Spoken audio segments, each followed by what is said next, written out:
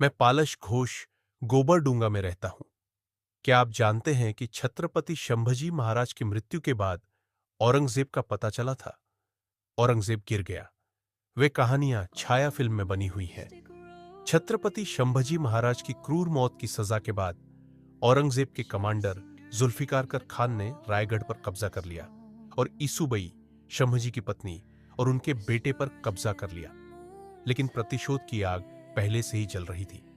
शंभाजी के छोटे भाई राजाराम महाराज ने नई छत्रपति के रूप में पदभार संभाला। मौत की सजा से 7 दिनों के लिए शंभाजी महाराज को अत्याचार किया गया था। मराठा नाराज थे, फिर आपस में सभी समस्याओं को भूल गए। वे एक लक्ष्य के साथ एकत्र हुए। यह औरंगजेब का विनाश है। संगमेश्वर में छत्रपति शंभाजी और 20 सेनानियों ने मुगल सैनिकों के खिलाफ लड़ाई लड़ी। उनमें से मलहोजी घोरपारा थे, जिन्होंने आखिरी सांस तक लड़ाई लड़ी थी। उनके बेटे संताजी ने अंधेरे में बदला लेने की कसम खाई और औरंगजेब के जीवन को नरक में बदल दिया। धनजी यादव के साथ संताजी ने तुलापुर में असुरक्षित हमले का नेतृत्व किया, जहां औरंगजेब ने शंभाजी को मार डाला। लाखों सैनिकों के शिविर में केवल 20 मराठों को एक शेर की तरह मारा गया था, जिसे औरंगजेब हैरान कर दिया गया था। मराठों ने मुगल सेना को बेरहमी से मार डाला। मुगल के इतिहासकार कफी खान लिखते हैं, तुलपुर के बाद मुगलों ने सांताजी के नाम को हिला दिया। सैनिकों को या तो मार दिया गया या कब्जा कर लिया गया। केवल उसका नाम मुगल सैनिकों को अराजकता में फेंक देता है। औरंगजेब के शिविर में घबराहट फैल गई। मुगल सैनिकों ने चिल्लाया, सर, मराठा आ गए हैं। हालांकि मुगलों ने औरंगजेब की रक्षा के लिए कूद गए।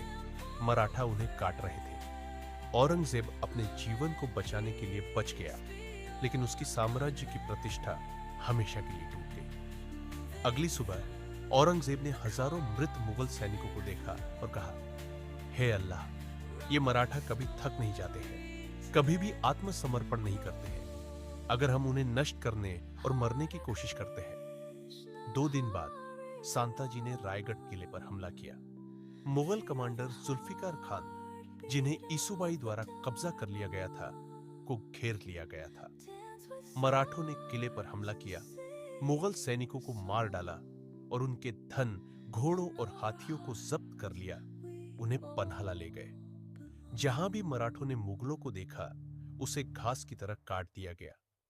यह मुकराम खान की बारी थी, वह व्यक्ति जिसने शंभाजी महाराज को धोखा दिया। औरंगजेब ने उन्हें तत्कालीन 5 रुपये के साथ पुरस्कृत किया। उन्हें कोल्हापुर और कोंकण के गवर्नर बना दिया। मराठों ने कसम खाई कि मुकराम खान जीवित नहीं रहेंगे। 7 दिसंबर को संताजी ने मुकराम खान की विशाल सेना को घोरफर में घेर लिया और एक क्रूर हत्या शुरू की। सांताजी ने व्यक्तिगत रूप से उसका पीछा किया और उसे जंगल में छोड़ दिया। मुकराम खान की मृत्यु के साथ मराठों ने छत्रपति शंभाजी महाराज की क्रूर मौत की सजा का बदला लिया। 9 में छत्रपति राजाराम महाराज ने संताजी को मराठा साम्राज्य का कमांडर घोषित किया। सांताजी ने समय बर्बाद नहीं किया। 8 से 20 मराठा सेनानियों के साथ उन्होंने मुगल क्षेत्रों पर हमला किया, कर्नाटक को उठाया और उससे परे। औरंगजेब सहिष्णुता में छिपा हुआ एक कायर, एक कुत्ते की तरह 20 साल से बाहर चला गया।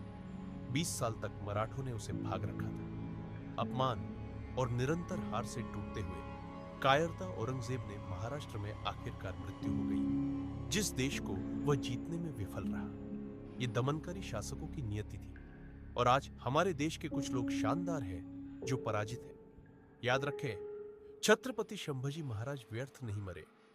मराठों ने मुगलों को कुचल दिया और हिंदू प्रमाणीकरण बरकरार रहा। यह छाया का अगला इतिहास है।